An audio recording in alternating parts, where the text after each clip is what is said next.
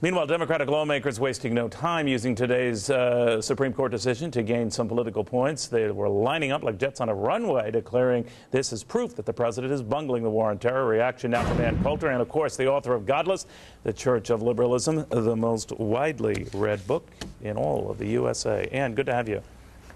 Thank you. Good to be here. Let me give you some reaction today from Senator Ted Kennedy.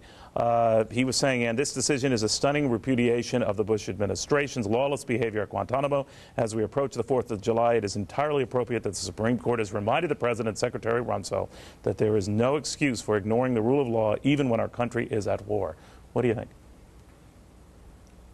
I can't imagine that this country could have won World War II if this is the way one of the parties was behaving in those circumstances, and the way newspapers are behaving. I mean, the culture of treason right now, it has become so pervasive that you just expect Democrats to side with al-Qaeda. I mean, this is an appeal, a habeas corpus appeal from a member of al-Qaeda, Osama bin Laden's driver, complaining about the procedures of his court-martial or military tribunal. And instantly, I mean, I haven't read the decision yet. I have a general idea what the case was about, but I haven't read the decision. Trent Lott hasn't read the decision. But instantly, the Democratic senators are siding with the al-Qaeda petitioner.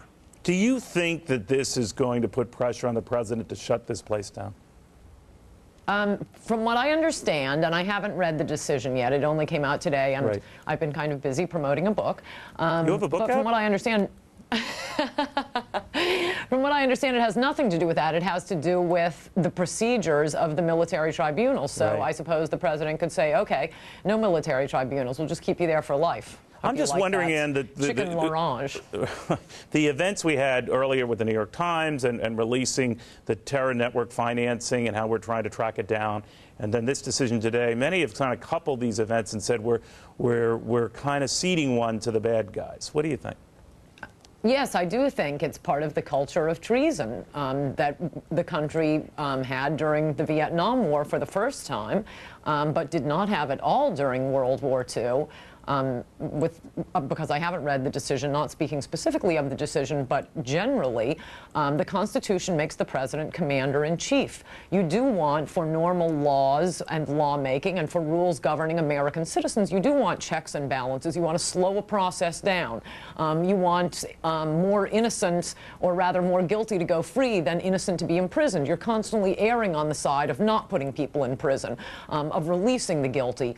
In wartime, all of that is reversed. That's why the Constitution vests the entire commander-in-chief powers in one man, not in branches, not with checks and balances.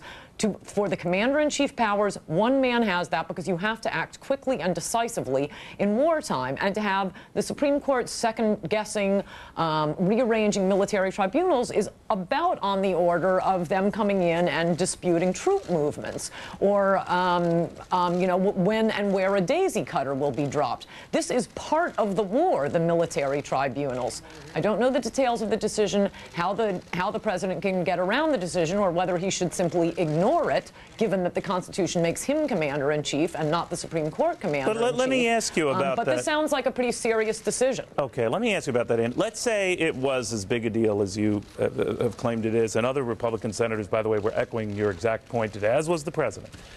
Now, I know the market was up for a host of reasons, including hope that maybe the Fed is done raising interest rates. But if there was this fear that we've just ceded the terror fight to the bad guys, would we have been up so much today? I think they're completely unconnected because I must say, as testy as I am with the Supreme Court and the New York Times, which I think should be looked at for a treason charge. By the way, when I heard your introduction today, hearing about the market, I must say I was a little elated. So if that's my reaction, no, I think the two are completely unconnected. And perhaps once it sinks in, I mean, these revealing a classified program that has been used to catch terrorists, to follow them, to track them, to see where they're going, to give this sort of information to al-Qaeda isn't going to have an effect today. It's going to have an effect when there's a terrorist attack. It's going to have an effect on our troops when there are bombings going off. All of this requires money, and now it's going to be easier for terrorists to get their hands on money to finance operations, thanks to the New York Times.